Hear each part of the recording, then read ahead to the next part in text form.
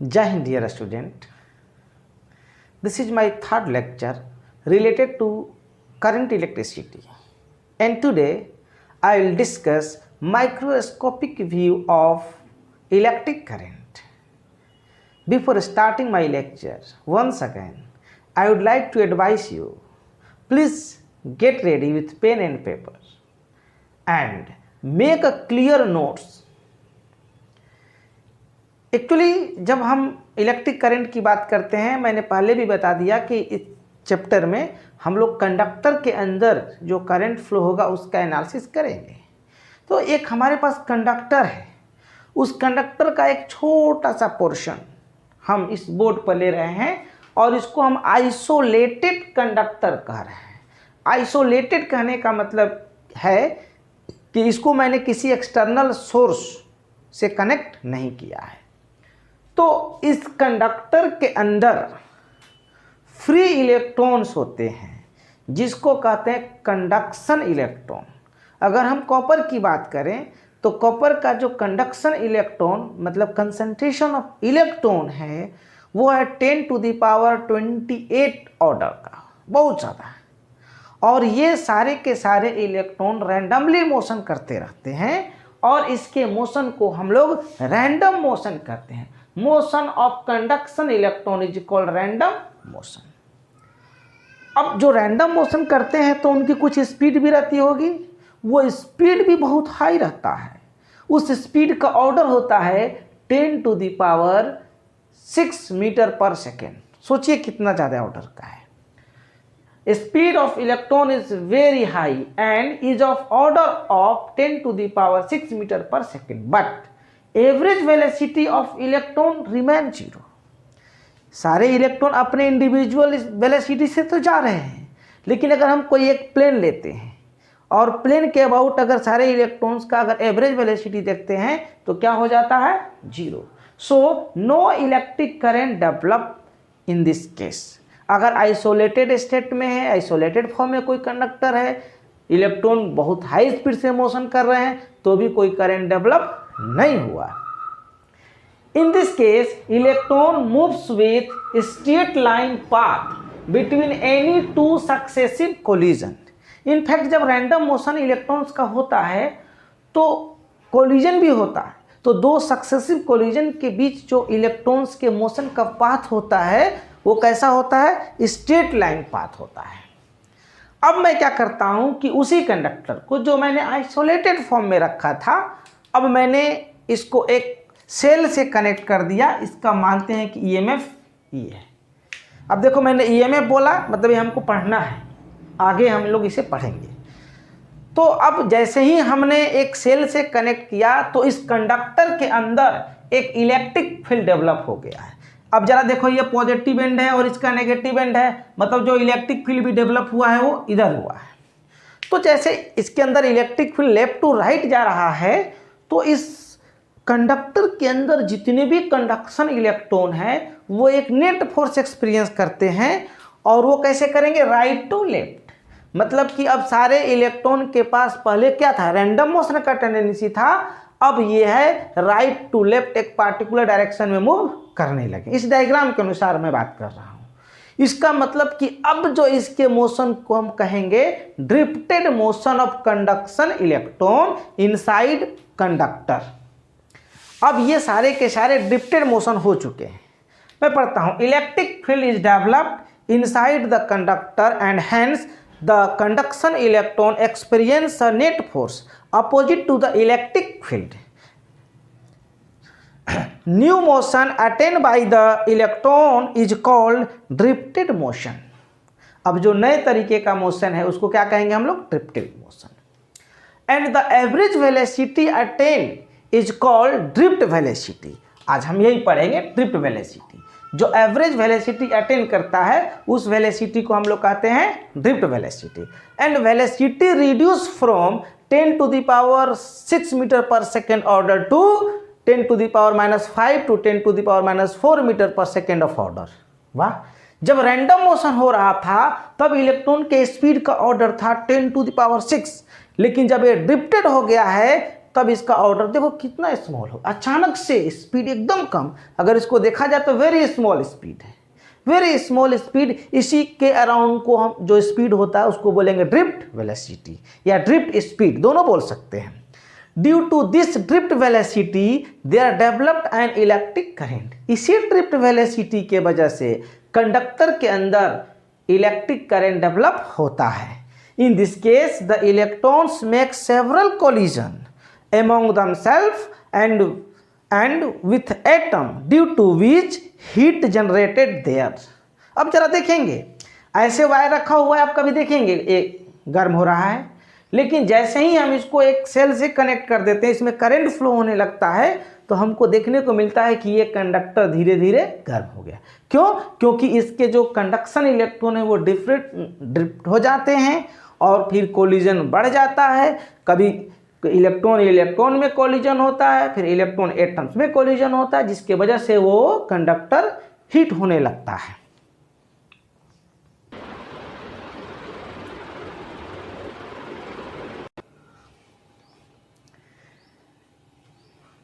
देखेंगे, जब मैंने कहा कि जब ड्रिफ्टेड कंडीशन होगा, जब वहाँ हम इलेक्ट्रिक फील्ड अप्लाई कर देंगे with the help of external source like cell, तो अब इलेक्ट्रॉन्स के बीच, इलेक्ट्रॉन्स एटम के बीच कोलिजन स्टार्ट होगा, और कोलिजन स्टार्ट होगा तो उससे हीट डेवलप होगा।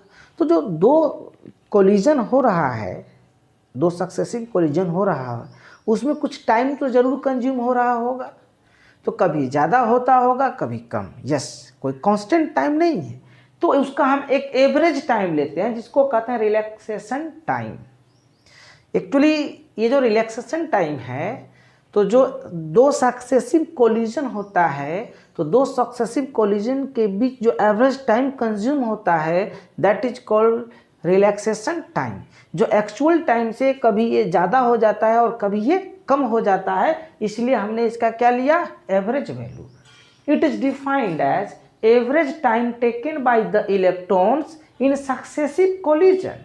It may also defined as the time during which electron changes their condition from random to drift। देखेंगे, जैसे ही हम एक सेल अप्लाई करते हैं, इलेक्ट्रिक फील्ड डेवलप होता है, तो वो इलेक्ट्रॉन रैंडम से ड्रिफ्ट कंडीशन में आते हैं। तो एक और इसका डिफिनीशन है कि रैंडम से ड्रिफ्ट कंडीशन में आने में जो टाइम कंज्यूम होता है that is called relaxation time. Okay, as the temperature of conductor increases, rate of collision of electron increases। अभ्यास है कि जब कोलिजन होगा तो क्या होगा, हीट डेवलप होगा, और जब हीट डेवलप होगा तो और तेज़ी से कोलिजन होने लगेगा, और जब और तेज़ी से कोलिजन होने लगेगा तो जो दो सक्सेसिव कोलिजन के बीच का जो मैंने एवरेज टाइम लिया था वो भी क्या होने लगेगा, डिक्रीज करने लगेगा। ये रिलेशन बड़ा पूछता है कि अगर टेम्परेचर इंक्रीज कर रहा है मतलब रेट ऑफ कोलिजन इंक्रीज कर जाएगा, रिलैक्सेशन टाइम डिक्रीज कर जाएगा। ये वाला रिजल्ट हम लोग दिमाग में रखेंगे, ये डायरेक्ट एग्जाम में पूछ देता है, या आगे भी मैं इसको यूज करूँगा। In drifted condition electrons will have parabolic motion. जैसे जब रैंडम कंडीशन था तो उस समय स्ट्रेट लाइन मोशन था, लेकिन अब जो दो सक्सेसिव कोलिजन होगा तो वो मोशन होगा कुछ इलेक्ट्रॉन का, उसका नेचर होगा, वो कैसा होगा, पैराबोलिक। ओके, तो अब हम स्टार्ट करते हैं drift velocity. Now I am going to define drift velocity. Drift velocity आपके बोर्ड के एग्जाम में भी पूछता है कि व्हाट इज ड्रिफ्ट वेलोसिटी, और ये किस किस पैरामीटर पर डिपेंड करेगा, और इसका एक्सप्रेशन निकाले। तो आप इसको ध्यान से देखेंगे, ये बोर्ड के लिए भी इम्पोर्टेंट हुआ, और जो आगे हम डिस्कस करेंगे कॉन्सेप्ट उसमें इसका यूटिलाइजेशन होगा। देखेंगे अभी क्या है कि एक कंडक्टर है और उसको मैंने एक सेल से कनेक्ट कर दिया है, उस सेल का कुछ ईएमएफ होगा ई, और उस सेल ने एक इस कंडक्टर के अंदर इलेक्ट्रिक फील्ड डेवलप किया है जिसका इंटेंसिटी ई माना मैंने, ठीक है, और इसी डायरेक्शन में करंट फ्लो होना चालू हो गया आई इस कंडक्टर में, मतलब इस सेल से कुछ करंट निकला होगा आई, और इधर ये पहले से आपने सीख चुका है बेसिक क्लास में हम हालांकि इसका प्रूफ भी देंगे। अब देखेंगे तो ऑब्वियस है कि जो इलेक्ट्रॉन का जो वेलोसिटी होगा, ये सारे के सारे इलेक्ट्रॉन हैं, ये सारे के सारे इलेक्ट्रॉन हैं, इलेक्ट्रॉन है ना, तो इस डायरेक्शन में जाएगा। तो जब इस डायरेक्शन में जा रहा है इलेक्ट्रॉन तो इसकी कुछ एवरेज वेलोसिटी होगी। एवरेज वेलोसिटी हम क्यों कह रहे हैं पहले तो ये समझेंगे। एक्चुअली क्या है ना कि पहले ये इलेक्ट्रॉन जब हम सेल से कनेक्टेड नहीं किए थे तो रैंडम मोशन कर रहा था। अचानक से जब सेल से कनेक्ट किए तो पहले इसका वेलोसिटी सीज हो गया, फिर सीज होकर धीरे धीरे बढ़ा और फिर कोलिजन हुआ तो रेस्ट में आ गया। मतलब ये वेरिएबल वेलोसिटी था, इसलिए हम इसका एवरेज वेलोसिटी निकालते हैं। तो पढ़ते हैं, it is defined in steady state condition and is the average velocity attained by the moving electron in drifted condition। Steady state का कंडीशन होगा तभी ड्रिफ्ट वेलोसिटी हम डिफाइन करेंगे, और उस समय जो drifted electron average velocity attain करता है that is called drift velocity, या ड्रिफ्ट स्पीड भी कहते हैं। कंफ्यूज आप नहीं होना कि मैंने ड्रिफ्ट वेलोसिटी पढ़ाया है और आपने उधर एग्जाम में पूछ दिया ड्रिफ्ट स्पीड, तो दोनों सेम चीज़ है, राइट। बस उसमें डायरेक्शन की बात हम नहीं करेंगे। अब देखेंगे हमें निकालना है ड्रिफ्ट स्पीड। अब बताइए कि इसको हमने जब इलेक्ट्रिक फील्ड से अप्लाई किया तो इसके इलेक्ट्रॉन एक्सेलरेटेड हो गए हैं, तो ए बराबर क्या हो जाएगा, QE/m, राइट। अब इसको वेक्टर फॉर्म में रखें, ए वेक्टर, इलेक्ट्रॉनिक चार्ज है ई वेक्टर बाई एम। अब यहाँ पर क्या लगाना पड़ेगा हमको, नेगेटिव साइन। ये नेगेटिव साइन मैंने क्यों लगाया भाई, आपको पता होना चाहिए कि जिस डायरेक्शन में इलेक्ट्रिक फील्ड है ये इलेक्ट्रॉन जस्ट उसके अपोजिट डायरेक्शन में एक्सेलरेट होगा। तो हमें अगर एवरेज वेलोसिटी निकाल, देखो हम वेलोसिटी सिंपल लिख रहे हैं, v = u + at, ये हमको फार्मूला पता है, लेकिन मैं आज एवरेज वेलोसिटी निकाल रहा हूं और ये फार्मूला यूज करूंगा, ये सरासर गलत है। आप कहेंगे कि क्यों, क्योंकि सर टोटल डिस्टेंस निकालो और टोटल टाइम से या टोटल डिस्प्लेसमेंट निकालो उस टाइम इंटरवल में और उस टाइम से डिवाइड करो। लेकिन मैंने एक रिलैक्सेशन टाइम जो डिफाइन किया था मैं उसको यूज करूंगा, और जब उसको यूज करके वेलोसिटी निकालूंगा तो मैं इसको v एवरेज अगर कहता हूं एवरेज, तो ये हो जाएगा ड्रिफ्ट वेलोसिटी के बराबर। अब इनिशियल वेलोसिटी क्या है भाई, एवरेज वेलोसिटी अभी मैंने क्या बताया था, रैंडम कंडीशन में एवरेज वेलोसिटी क्या हो जाएगा, 0 - E/m, एंड यहाँ पर क्या लिखेंगे, रिलैक्सेशन टाइम। सो हमको एक यहाँ से ड्रिफ्ट वेलोसिटी का एक फार्मूला मिल गया है, -E/m × टाउ, और ये फार्मूला भी बहुत इंपॉर्टेंट है, मैं इसको इक्वेशन 1 कह देता हूँ, ठीक है। एक और चीज़ देखेंगे, करंट का डिफिनीशन अगर हम पूछे कि इसमें इलेक्ट्रिक करंट कितना फ्लो हो रहा है, I = क्या लिखेंगे, ΔQ/ΔT, और total number of conduction electron इस कंडक्टर में कितना हमने माना है, ΔN। तो इसको हम लोग ऐसे लिख सकते हैं, ΔN/ΔT × E। अब ΔN तो हमको दिया हुआ है लेकिन ΔT नहीं दिया हुआ है। जरा देखेंगे ΔT के लिए अगर हम बात करें, मैं कह रहा हूँ कि यहाँ से यहाँ आने की बात हो रही है, लेंथ कितना है L, एवरेज वेलोसिटी कितना है, ड्रिफ्ट वेलोसिटी, तो ΔT = हम लिख सकते हैं L/VD। तो क्यों ना इस वैल्यू को इसमें रख दे। सो I = हमको मिलने वाला है ΔN/L/VD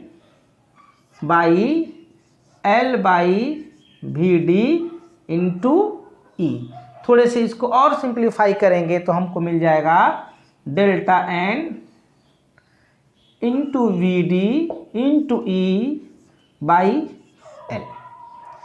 देखिए मैं ना इसमें कंसंट्रेशन ऑफ इलेक्ट्रॉन को लेकर चलता हूँ, टोटल नंबर ऑफ इलेक्ट्रॉन को लेकर नहीं चलता हूँ, क्योंकि आज ये कंडक्टर छोटा है जो हमने बोर्ड पर लिया, कल का हो सकता है बहुत बड़ा है, तो क्यों ना हम इलेक्ट्रॉन का कंसंट्रेशन ले लें। तो उसके लिए मैं क्या करता हूँ कि इधर भी ए से मल्टीप्लाई करता हूँ और नीचे भी ए से मल्टी। ये क्या है भाई, तो इस कंडक्टिंग वायर का क्रॉस सेक्शन, इसका क्रॉस सेक्शन एरिया, अभी मैंने यूनिफॉर्म क्रॉस सेक्शन लेके चर्चा किया। तो अब बोलो क्या लिखेंगे इसको, हम लिखेंगे delta N by A into L, अलग कर देता हूं मैं, into V D into E into A. अब देखेंगे ए इंटू एल, इसका क्रॉस सेक्शन एरिया क्या है, ए, लेंथ कितना एल, तो बोलो इसको क्या कहेंगे, इस टर्म को क्या कहेंगे, वॉल्यूम, क्या कहेंगे, वॉल्यूम। तो number of total electron per unit volume is called concentration of electron, और इसको हम डिनोट करेंगे आज के बाद डेल्टा एन बाई वॉल्यूम या delta N by A into L, इसको हम एल से डिनोट करेंगे, लिखेंगे concentration of electron, concentration of electron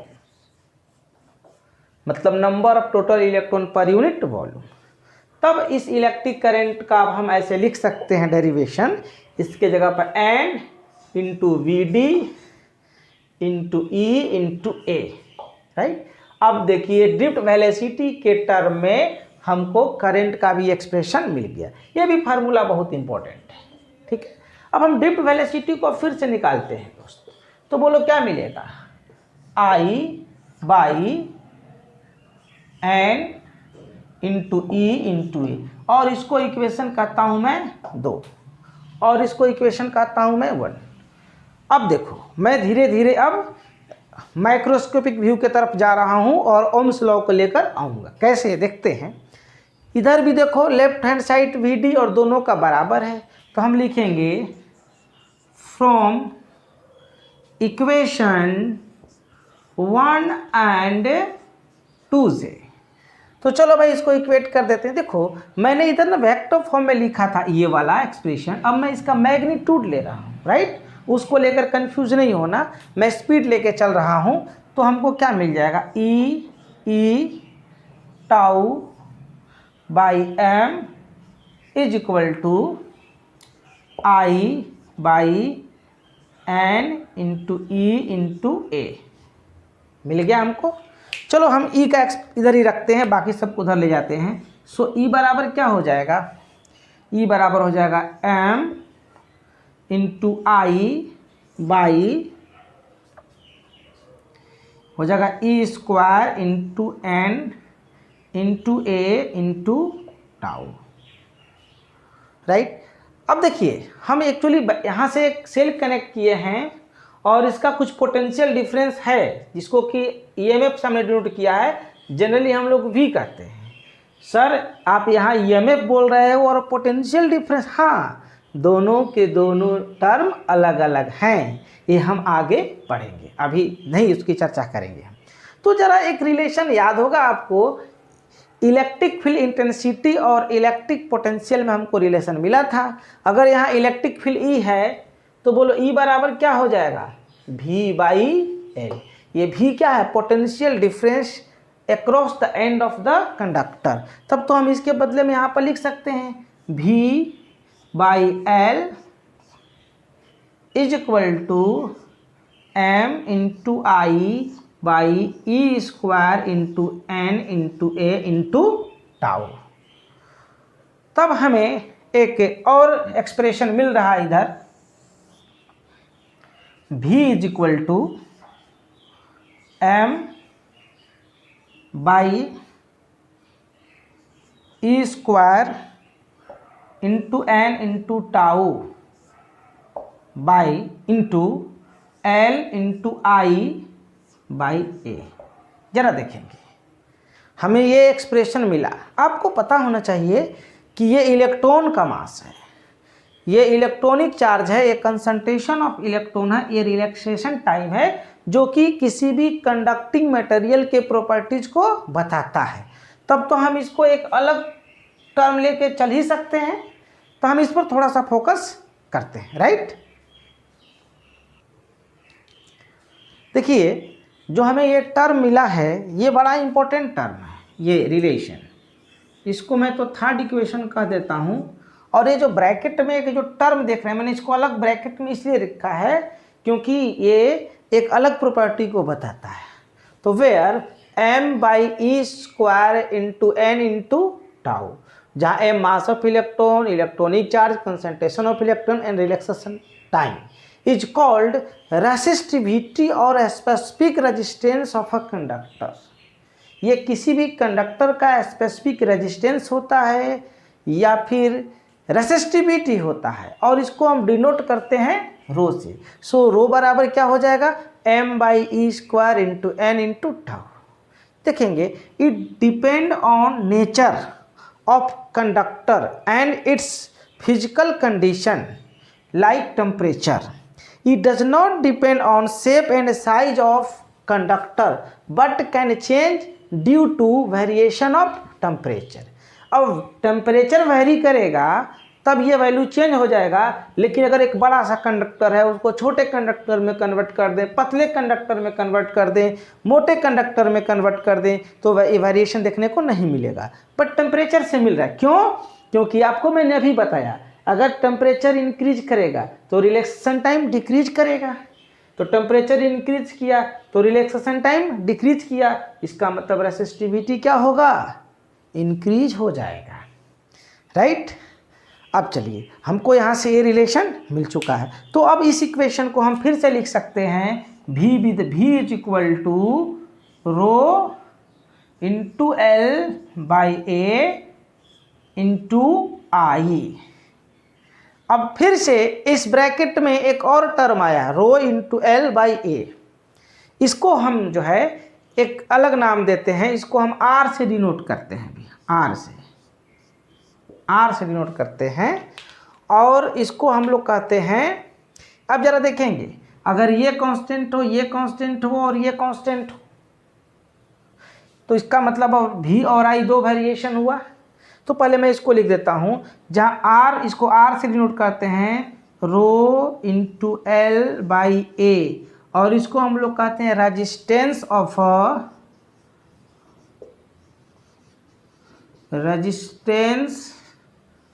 of a conductor, resistance of a conductor.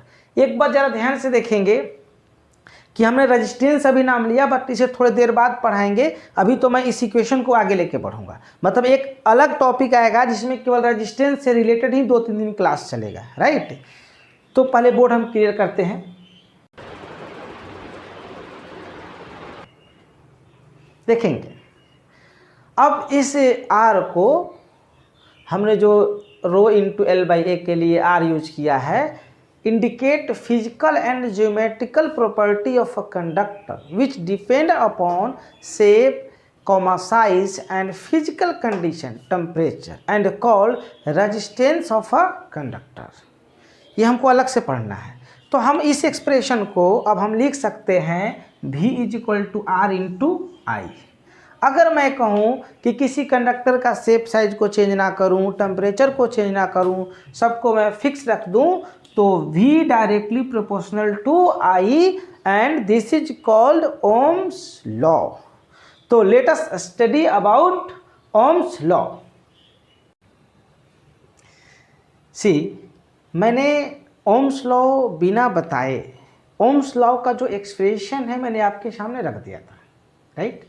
और मैंने कहा कि ये रिलेशन आ रहा है और इसको ओम्स लॉ कहते हैं। लेकिन जब ओम्स ने अपना लॉ दिया, उस समय ऐसा पहले डेरिवेशन कुछ नहीं, उन्होंने एक एक्सपेरिमेंटल डाटा दिया और उस एक्सपेरिमेंटल डाटा के बिहाफ पर उन्होंने कंक्लूड किया कि ओम्स लॉ क्या है, राइट। और तब हम उसको लेकर आगे बढ़ते हैं। ज़रा देखेंगे, अगर ये कंडक्टर है और इसकी रेजिस्टेंस R है, पोटेंशियल डिफरेंस V का एक सेल कनेक्टेड किया जा रहा है, तो अकॉर्डिंग टू